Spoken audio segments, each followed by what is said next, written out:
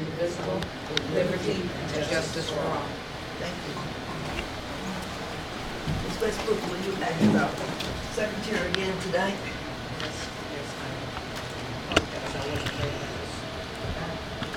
But, okay, And would you call the roll? yes. Okay. First, what time is it? 6:38. Judge Keenan, Here. Ms. Priest, here. Dr. Bohoviac, Present. Ms. Fisher, here, and Ms. Westbrook. Thank you. Tonight we are to speak in regards to our board policy and the manual, and of course we have with us our attorney, Ms. Andrews, and her Associate Dan Louder. associate, Dan Howard. So you may take the stand. We'll turn it over to you. Dan. Lautar.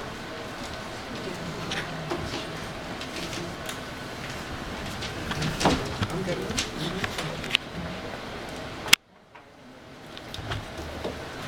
I think the way we'll start is you have the red binder down there is the most up-to-date binder.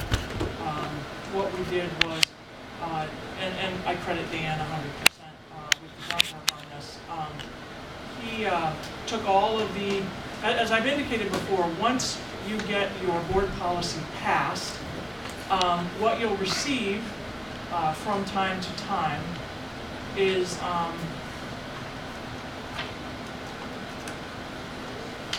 what's being pressed now?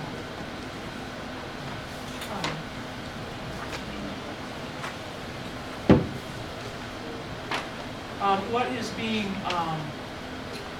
what will happen from time to time is the district will receive the updates. And those are the updates that are required by the state of Ohio through various law changes and administrative rule changes.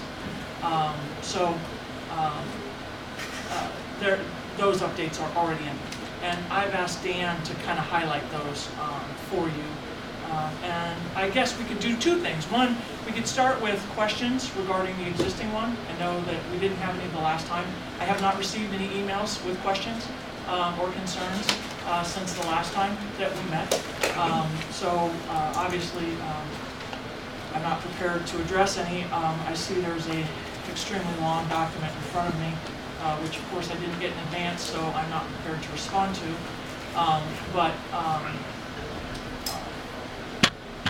That being said, we can address that later, or we can address this first, whatever your pleasure, in terms of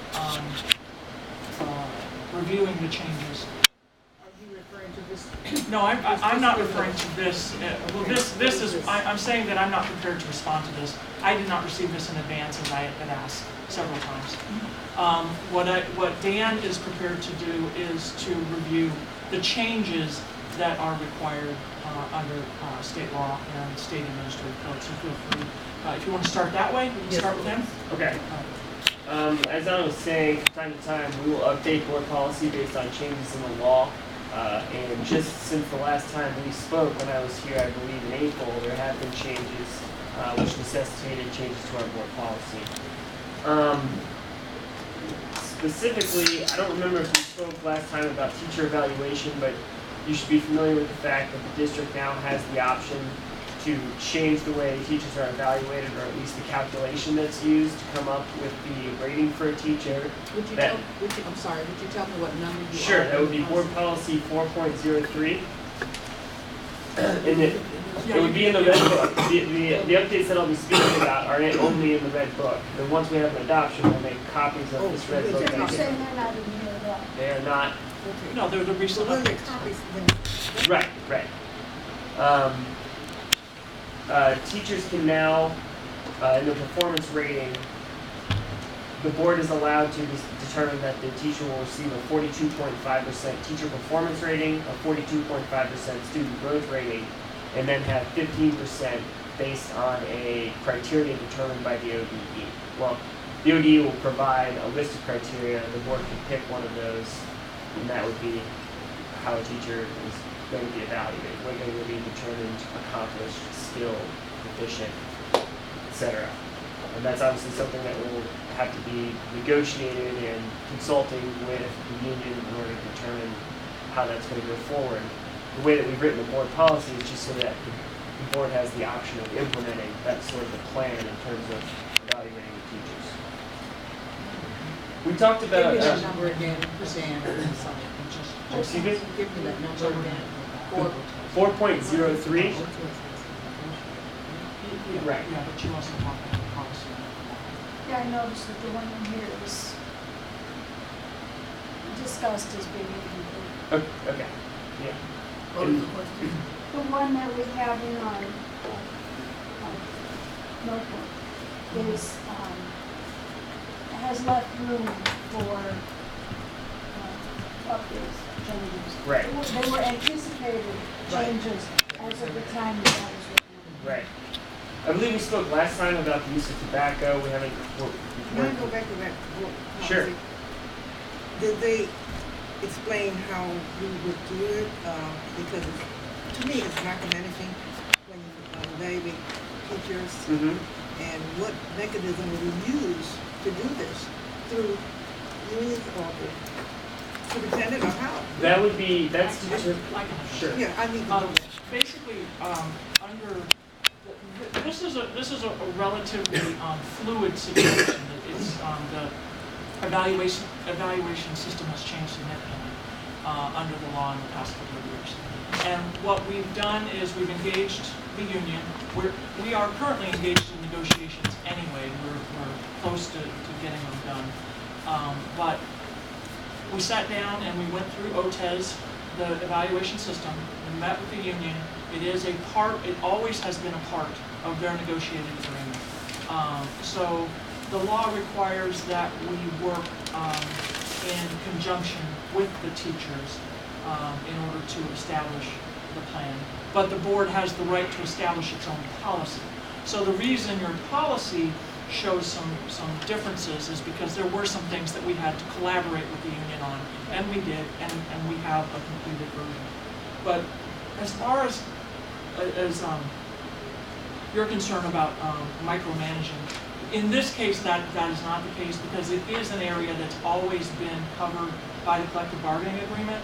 So to the degree that Mrs. Corley and her principals and other persons who are authorized to evaluate teachers do so as part of their annual duties.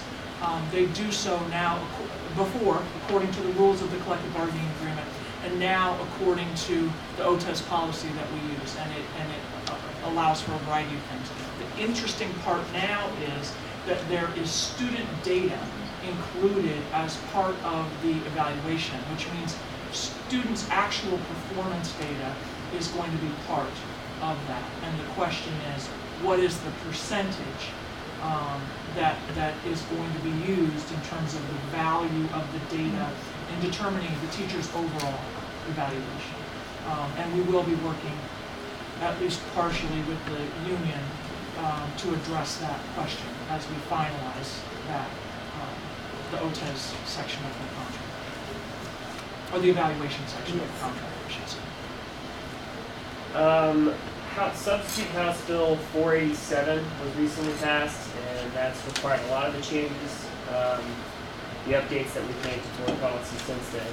Specifically for diabetes care, some language has been added to revised code section 3313-7110, which requires a district if a child's receiving diabetes care and a physician has signed a document saying that they're receiving diabetes care, there's certain standards that the district's going to have to follow to ensure that that child gets the care that he or she needs. And what we've done is listed those standards in our board policy to state that the district will be following all these standards and making sure the child gets the appropriate needed care. And that's in what? That is board policy 6.55.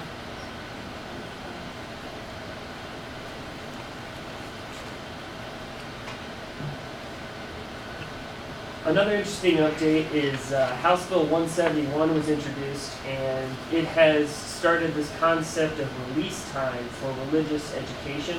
Is it 171 you said? Yes, House Bill 171.